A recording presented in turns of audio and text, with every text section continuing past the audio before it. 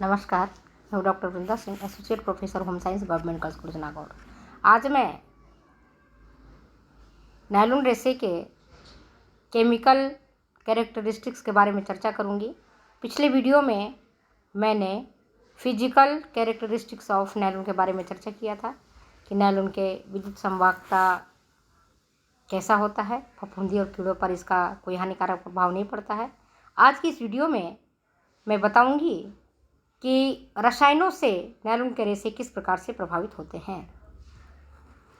मेरे प्यारे दोस्तों, अगर नायलॉन के रेशे को अम्ल से रिएक्शन करवाते हैं, जैसे नायलॉन के रेशे पर अगर तीव्र, गर्म और ठंडा और शक्तिशाली कार्बनिक अम्ल गिर जाता है तो इसका कोई खास हानिकारक प्रभाव नहीं पड़ता है।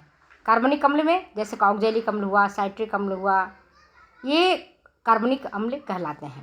लेकिन अगर इसी को इसके रेशों पर नाइट्रिक अम्ल, सल्फ्यूरिक अम्ल या हाइड्रोक्लोरिक अम्ल, ये अकार्बनिक अम्ल कहलाते हैं।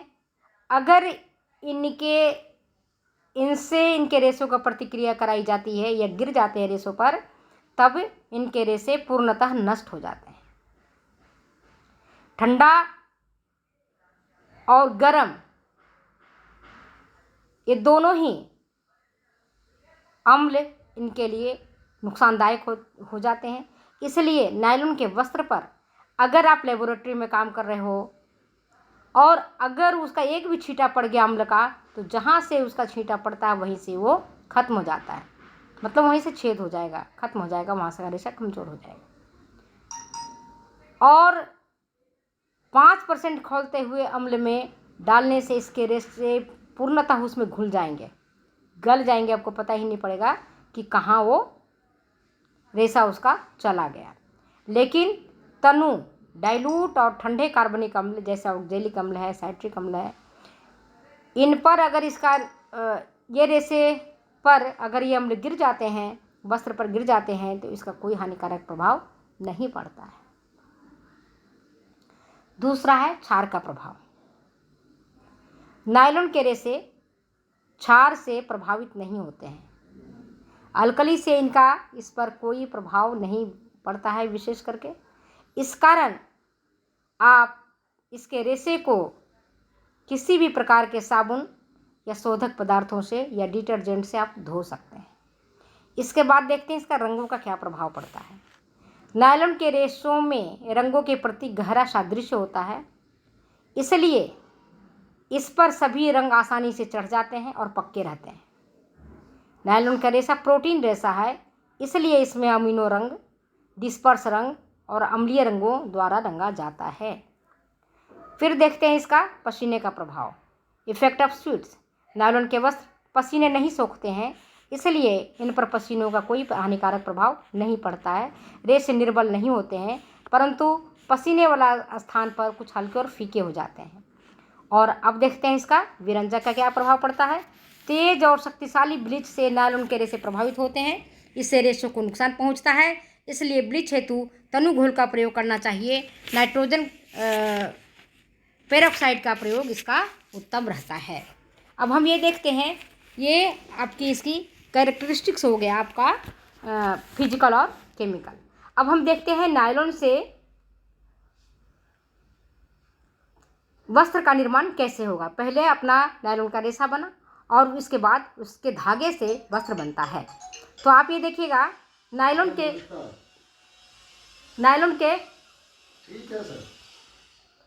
के रेशों से 3 विधियों द्वारा 3 प्रकार के धागों का निर्माण होता है। नायलॉन फाइबर टू फैब्रिक देखोगे तो नायलॉन के रेशों से 3 विधियों द्वारा 3 प्रकार के धागों का निर्माण होता है। पहला होता है केवल नायलॉन के रेशे, जो 100% नायलॉन से धागे का निर्माण होता है। दूसरा होता है नायलॉन के रेशे के साथ अन्य वर्ग के रेशों जैसे ऊन, कपास, रेशम, पॉलिस्टर, एक्रिलॉन आदि मिलाकर धागे का निर्माण करते हैं। तीसरा होता है नायलॉन के धागे को प्रबलन के रूप में प्रयोग करना। तीनों ही विधियों से प्राप्त धागों से बने वस्त्रों में अपनी अलग अलग विशेषताएं, रूप और गुण परिलक्षित होते हैं। बुनकर जो नीटर्स होते हैं और वीवर्स होते हैं, नायलॉन वस्त्र बनाने में तीनों प्रकार के धागों का प्रयोग करते हैं। ये तीनों प्रकार निम्नांकित होते हैं। पहला है 100% नायलॉन का वस्त्र। शुद्ध नायलॉन के धागे से निर्मित वस्त्र 100% नायलॉन वस्त्र कहलाते हैं। इसमें नायलॉन के सभी गुण परिलक्षित होते हैं। बुनकर जो नीटर्स और वीवर्स होते हैं वो क्या करते हैं, सबसे पहले जो शुद्ध नायलॉन रहता है उसके धागे से निर्मित वस्त्र 100% उसमें नायलॉन होता है, उसमें किसी भी प्रकार का कोई दूसरा रेशा नहीं मिलाया जाता है, उसको हम 100% नायलॉन वस्त्र कहते हैं। इसमें नायलॉन के सभी गुण दिखाई पड़ते हैं। वस्त्र वजन में हल्के होते हैं, मजबूत होते हैं, सुंदर और टिकाऊ होते हैं। इनका रख रखाव, सफाई धुलाई करना अत्यंत सरल होता है। इस्त्री की ज़रूरत नहीं होती है। वस्त्र क्रश नहीं होता है, न ही इनमें शिकन पड़ती है। इसका आकार यथावत बना रहता है। 100% नायलॉन धागे से ब्लाउज, मोजे, टोपी, स्वेटर आदि बनाए जाते हैं। इसके बाद देखते हैं इसका सम्मिश्रित वस्त्र, ब्लेंड्स एंड कॉम्बिनेशंस। इस प्रकार के वस्त्र में रेशों को, जिन्हें नायलॉन के रेशों के साथ अन्य वर्ग के रेशों को भी कच्ची अवस्था रॉ मटेरियल में ही मिला दिया जाता है। इससे नायलॉन के साथ साथ ऊन मिलाया गया है का भी गुण, अगर आप मान लो कि नायलॉन के साथ ऊन मिला दोगे तो नायलॉन और ऊन वाले गुण में आ जाएगा।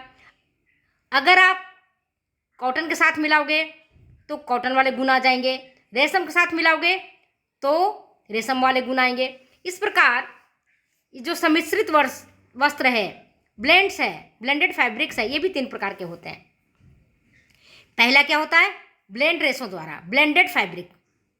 इस विधि में छोटे और लघु आकार के रेशों के द्वारा धागे बनाए जाते हैं और धागों की लंबाई, व्यास और रंगों में अंतर होता है। उन्हें बटकर पहले धागे का निर्माण करते हैं और इन्हें ही हम ब्लेंडेड यार्न कहते हैं। फिर इनसे वस्त्रों का निर्माण होता है। दूसरा होता है मिक्सर रेशों द्वारा, मिक्सर फाइबर्स। इस प्रकार के वस्त्र निर्माण विधि में ताना एक धागे का जैसे नायलॉन तथा बाना दूसरे धागों का जैसे ऊन रहता है। इस प्रकार से निर्मित धागे से बने वस्त्र मिक्सचर वस्त्र कहलाते हैं।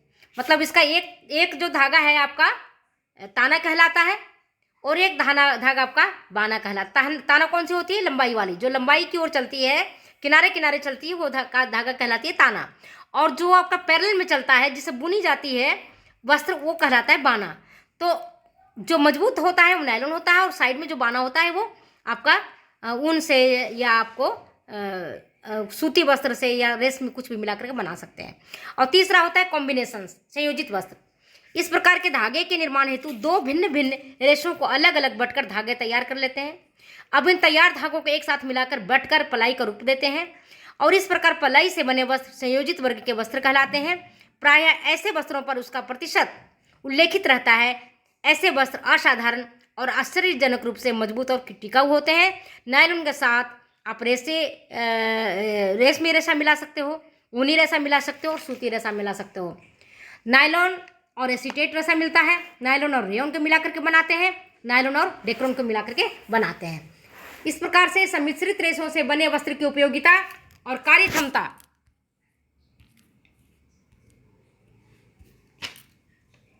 और भी अधिक बढ़ जाती है।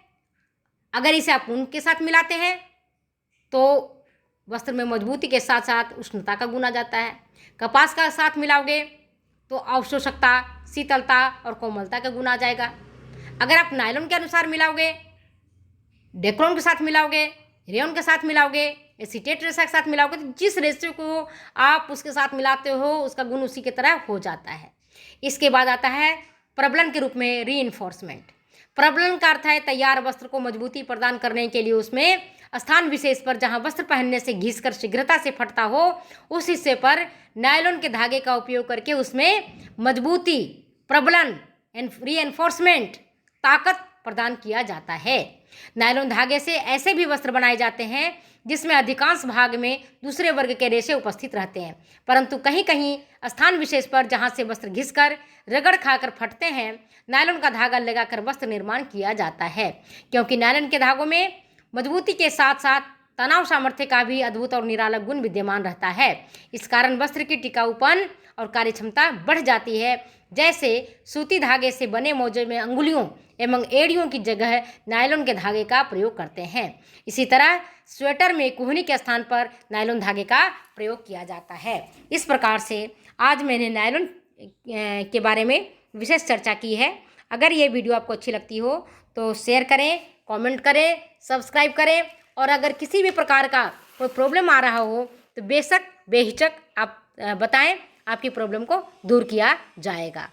तो आप देख ले हो नायलॉन की विशेषताओं में हमने क्या पढ़ा है। एक तो इसकी संगठन, दूसरा सूक्ष्मदर्शी रचना, तीसरा इसकी चमक, चौथा मजबूती, पांचवा प्रत्यास्थता, छठा प्रतिस्कंदता, सातवां तनाव सामर्थ्य, आठवां आर्द्रता प्रतिधारण, नौवां विद्युत संवाहकता, 10वां फफूंदी का प्रभाव, 11वां सफाई धुलाई, 12वां संकुचन, 13वां स्थैतिक विद्युत प्रभाव, 14वां ताप संवाहकता और 15वां शिकन प्रतिरोधकता। रासायनिक विशेषताओं में हमने क्या पढ़ा, अम्ल का इसका क्या प्रभाव पड़ता है। तो तीव्र और ठंडा जो अम्ल है अकार्बनिक अम्ल, उसका कम प्रभाव पड़ेगा, और अगर उसको गर्म करके करेंगे तो ज़्यादा प्रभाव पड़ेगा। 5% और अगर उसको गर्म कर दोगे तो गल जाएगा। और तीव्र और ठंडा ऑक्जेलिक अम्ल अगर रहेगा तो उसका कोई खास हानिकारक प्रभाव नहीं पड़ेगा। लेकिन नाइट्रिक अम्ल है, सल्फ्यूरिक अम्ल है, हाइड्रोक्लोरिक अम्ल है, उसके संपर्क में आकर के आपके वस्त्र गल जाएंगे, फट जाएंगे, सड़ जाएंगे, वहाँ से खत्म हो जाएंगे वस्त्र। क्षार का भी प्रभाव, क्षार से प्रभावित रहता है। पसीने का प्रभाव तो कोई प्रभाव नहीं पड़ता है। विरंजक का प्रभाव तो तेज और शक्तिशाली विरंजक से रेशों का क्षतिग्रस्त हो जाता है। और रंगों का प्रभाव देखोगे तो इसमें सभी रंग अच्छे तरीके से चढ़ते हैं, परंतु जो अमीनो अम्ल है और डिस्पर्स अमीनो अम्ल है ये सब ज़्यादा अच्छे तरीके से चढ़ते हैं। अम्लीय रंग भी इस पर खूब अच्छे से चढ़ते हैं। तो ये रहा आपका आज नायलॉन के बारे में हमने चर्चा किया। Thank you. अगर ये वीडियो आपको अच्छी लगती हो तो प्लीज़ शेयर करें, कमेंट करें, सब्सक्राइब करें। फिर मिलेंगे अगले वीडियो में, तब तक के लिए जाने की इजाज़त दीजिए। नमस्कार।